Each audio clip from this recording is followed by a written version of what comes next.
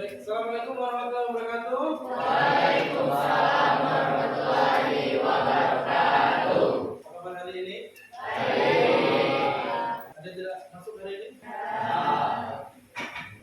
Ya, Pak. Ya. Sebelum kita memulai, silakan pimpin doa dulu. Ingat teman-teman, sebelum belajar marilah kita berdoa. Berdoa mulai. Berdoa selesai. Sudah siap belajar hari ini? Siap. Biar lebih semangat lagi, Bapak punya deskripsi seperti ini. Ya. Kalau saya bilang tepuk satu, ya, tepuk satu, tepuk satu, tepuk dua, Yes. tepuk tiga, tepuk satu, dua, tiga. Yes. Oke, tepuk tangan kita semua. Baik, pertemuan sebelumnya kita udah membahas beberapa tentang kecerdasan artifisial ya, LLM ya. Hari ini kita lanjutkan materinya tentang rekayasa prompt untuk kreasi konten. Sebelum saya lanjutkan, saya mau menunjukkan konten yang sudah saya buat. Ini ya. Ini apa nih kira-kira? Oke. Ini ada seorang pahlawan super yang lagi tidur ya. Ini silakan dibaca boleh. Kota ini adalah di kota ini ada seorang pahlawan super. Sayangnya dia pemalas aja ya. Jangan ganggu aku, kasutku bukanku. Nah kira-kira komik ini dibuat pakai apa?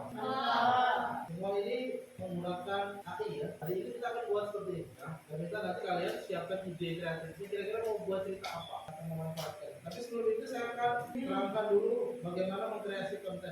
Baik, baik. Baca tujuan baca kita hari ini. Kita ada berapa tujuan? 4 ya. Yang pertama harus memahami dulu. Kalian harus mengidentifikasinya, menerapkan, dan terakhir kalian harus menciptakan karya. Kita ada karya yang ditentukan ya. Pertanyaan pertama, siapa yang sering menggunakan kecerdasan artifisial ini atau menggunakannya? Coba. Yang udah sering? Udah sering? Untuk apa? Cari buat poster. Cari ide membuat poster atau generate poster? Ide poster. Baik, kita lanjutkan mengenai unsur pembentuk prompt untuk kecerdasan artifisial generatif. Apa saja sih unsur-unsurnya? Jadi generatif itu cabang dari kecerdasan artifisial yang berfokus pada pembuatan konten baru. Ya. Contohnya adalah GPT. Padahal GPT tahu nggak? Selama ini kamu GPT itu? GPT itu panjangannya generatif pre-trainer transformer. Sebenarnya kita udah belajar tuh. Sebenarnya itu nggak pintar, tapi ada namanya pre-trainer. Kita yang melatih dia. Apa fungsi dan peran dari prompt? Kalau mengatur konteks, juga memberikan instruksi spesifik.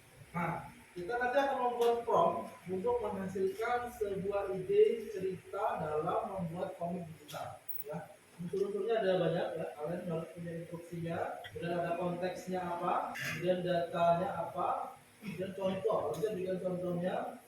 Terus ada parameter teknisnya, ada formatnya, nada dan gayanya bagaimana, kemudian batasannya, perannya sebagai apa, kemudian penyempurnaannya. Yang harus diperhatikan apa dalam membuat sebuah prompt. Ini mau suruh buat apa itu harus jelas. Jangan sampai mengandung bias, dia bingung, ya. Dan hasilnya tidak maksimal. Kemudian harus sesuai spesifikasinya, konteksnya harus jelas. Kemudian kreativitas dan kebebasan dalam akan bagaimana sih menerapkan kreasi kontennya. Yang pertama, kita harus menemukan ide dulu. Maka kalian buka salah satu lainnya. Kalian pakai apa kira-kira? Pakai apa? Ada banyak ya, ada Copilot, ada Gemini, kemudian ada ChatGPT. Kita sepakat pakai ChatGPT dulu ya. Nah, di ChatGPT ini kita bisa meminta ide cerita. Ya. Sudah dapat kira-kira mau buat komik apa nih? Ada ya. Nanti sekarang buat form ini, formnya. Anda adalah seorang apa kira-kira? Kita kasih informasi ke PT-nya. Dia sebagai apa? Diawali dengan Anda adalah seorang ilustrator komik digital. Bantu saya membuat ide cerita 10 panel dengan judul apa?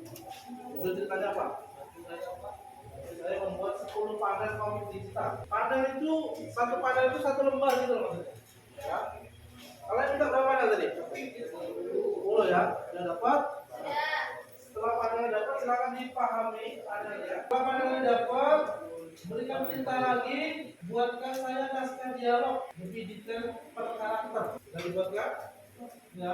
Jadi menurut saya ada narasinya. Panel 1, narasinya apa? Panel 2.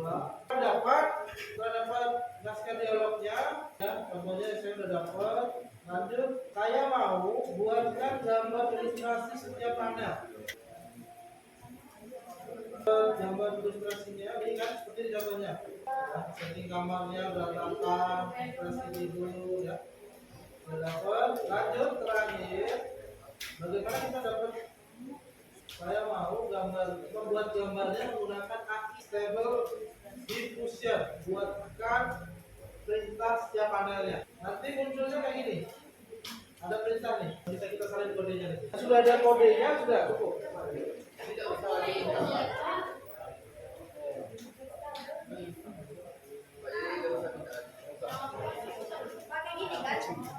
Gambar AKI kode untuk generate gambar.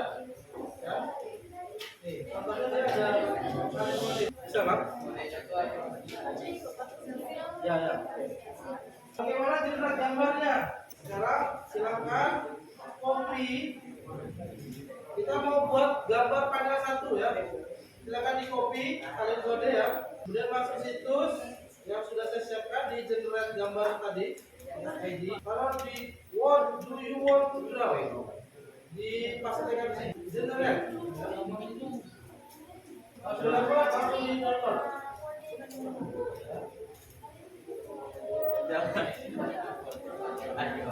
Ini hasil gambar generate yang barusan.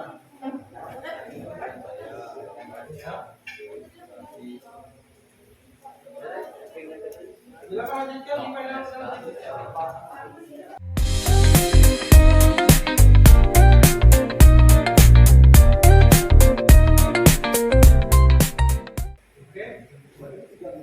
Baik, terima kasih sudah mengumpulkan tugasnya ya. Saya mau cek beberapa teman bagus-bagus sekali hasilnya. Ini ada Kaila, mana Kaila? Ini Kaila ya. Oh, ya. Komik itu tahu apa Kaila? Judulnya apa itu? Wah, Niko ya? Apa Niko? Super kentang Pak.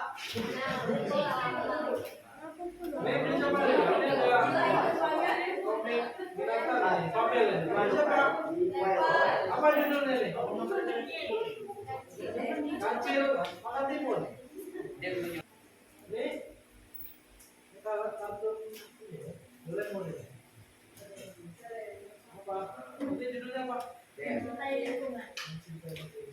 Wah. Anime. Biasa ya.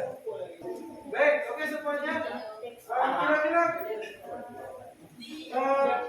AI membantu nggak buat konten kreatif hari ini? Udah apa susah? Udah. Oke, kira-kira siapa yang bisa memberikan kesimpulan untuk pembelajaran kita hari ini?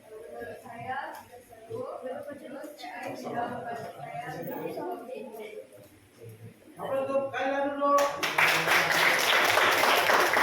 Nanti kalian bisa menciptakan konten-konten yang lain dan bisa diunggah di sosial media kalian. Ya. Ini bisa ditaruh di TikTok atau di Instagram ya. Nanti kan bisa dibuat slide ya. Saya membuat komik atau membuat sebuah novel, ternyata grafisnya lebih menarik. Nanti